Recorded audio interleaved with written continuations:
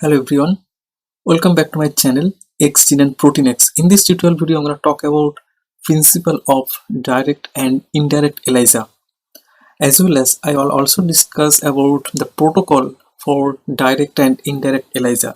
I already made one video exclusively on principle of the ELISA. So if you haven't watched that video, kindly watch that video first. It will be easier to understand this part. So let's begin. So first is the direct ELISA. So as I mentioned earlier that ELISA is the method for detection of the antigen or antibody, and here if your sample size is very small, then you might get the detection, and this is very accurate. So if you have the small amount of the sample, then you need to use the ELISA method instead of Western blot. It is convenient. So in case of the direct ELISA, after coating the oils with antigen, then you need to add the primary antibody. So that primary antibody, it would be conjugated with HRP enzyme. So here you don't need to add any secondary antibody because the primary antibody itself, it is HRP conjugated. So after that, you need to add the substrate A that contain hydrogen peroxide, and subsequently substrate B that contain TMB, and eventually you will get a blue color product. So then you need to stop the reaction by adding stop solution that contains sulfuric acid. So after adding the stop solution, you will get yellow color product. So this yellow color product, that intensity is very stable, and you need to read it by the plate reader at 450 nanometer wavelength. So here the difference is main difference in the direct ELISA. You don't need to add any secondary antibody, so only the primary antibody.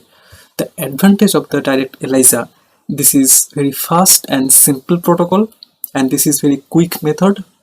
But the disadvantage is this is less specific, because you need to add only the primary antibody, no secondary antibody. So you might get the non-specific binding. So in this case, the result it not might be accurate.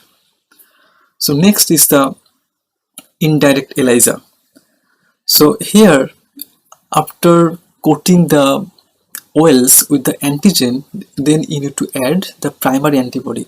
But here in this case of the indirect ELISA, this primary antibody is not HRP conjugated. So this is why you need to add the secondary antibody. So this secondary antibody is HRP conjugated. And then after that, the same process, need to add substrate A and substrate B, and eventually you will get the blue color product. And then you need to stop the reaction with the sulfuric acid, then you will get the yellow color product. So this rest of the part all are same in this case of the indirect and direct ELISA. The only difference is in case of the direct ELISA, there is no need to add secondary antibody, but in case of the indirect ELISA, you need to add the secondary antibody, that is HRP conjugated.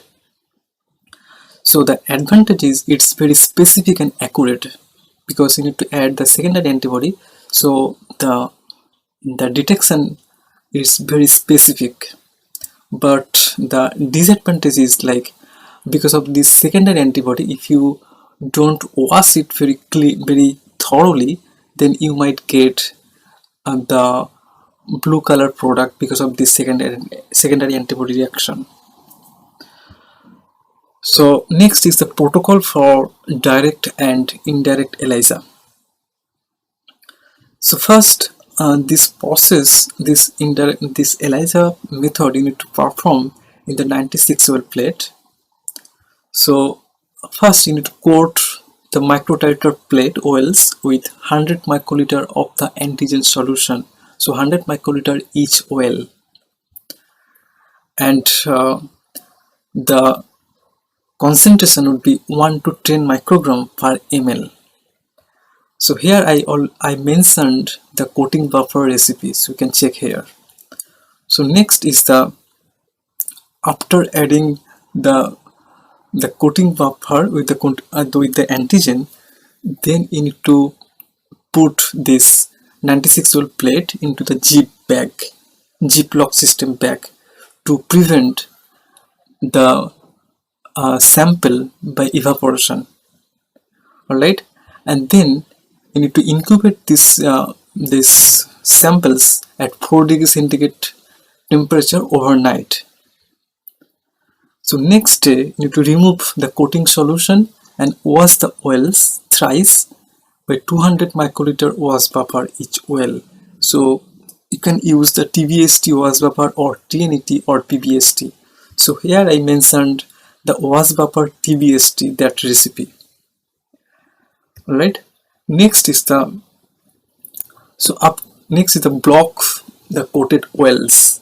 So after washing, then you need to block the oils by adding 200 microliter blocking buffer and leave it 2 hours at room temperature. So here I mentioned the blocking buffer recipe. And next process is, so after 2 hours you need to remove the blocking buffer and add the antibody mixture, the primary antibody mixture. So this is in this case the primary antibody mixture. So primary antibody mixture, it would be this primary antibody need to dilute in the blocking buffer, and this mixture you need to add 100 microliter per oil, and then you need to incubate 2 hours at room temperature or 4 degrees centigrade overnight. But the 4 degrees centigrade overnight you will get the better result. So I'll recommend you to go for 4 degrees centigrade overnight incubation. So here the primary antibody contain, if you have the primary antibody contain HRP conjugated, then that is the direct ELISA. Then you don't need to add the secondary antibody. So you just omit that secondary antibody steps, but the rest of the process all are the same. And also the primary antibody, you can make it different dilution, different concentration. So by serial dilution you can make different concentration, and each concentration you can add 3 replicate. So after detection you will get the absorbance versus concentration graph. Alright, and the next process is to remove the antibody mixture and wash thrice with wash buffer, TBST or TNET, that I already mentioned that recipe. And next process is need to add the secondary antibody mixture. So also the secondary antibody mixture, also the secondary antibody also you need to prepare in the blocking buffer. So normally that dilution is 1:10,000 and incubate 1 hour at room temperature. So in this case the secondary antibody contain the HRP. So secondary antibody is HRP conjugated. Alright. So next is the detection process. So in this process, so after removing the secondary antibody mixture from the oils, then you need to wash it thrice with wash buffer, and then need to add the substrate A 50 microliter each oil. So here is, and also followed by substrate B 50 microliter each oil. And remember that the substrate B contain TMB, that is light sensitive. So this step you need to do it in the dark place. So after adding the substrate B, you need to cover the plate with a lid to protect from the light and leave it for 30 minutes at room temperature to complete the reaction. So here is the recipe for substrate A and substrate B. So after 30 minutes or after 20 minutes you can check your oils that the reaction how it's going on. And so after adding the substrate A and substrate B, you will get the blue color product. Not just immediately, just after when the reaction start, then you might see this blue color product. So normally it takes around 30 minutes to complete that reaction. So after 30 minutes to stop the reaction by adding stop solution 100 microliter per OL. So here is the stop solution recipe, that is sulfuric acid 0.18 molar. And after adding the sulfuric acid, you will get this kind of yellow color product. So that blue color product it's not stable because the reaction is going on. So the intensity of the color is not stable. So by adding the sulfuric acid, the intensity of this color is stable. So you will get the accurate result.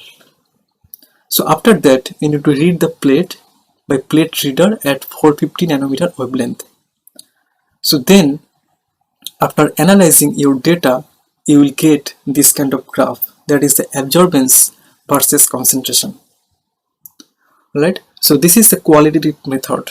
So I will discuss the quantitative process, how you quantify your sample. So I will make another video for that one. So alright, so this is all about this direct and indirect ELISA. So I hope this video will be helpful. If you like this video, kindly hit the like button, share it, and if you have any queries, kindly write in the comment section. Thanks for watching.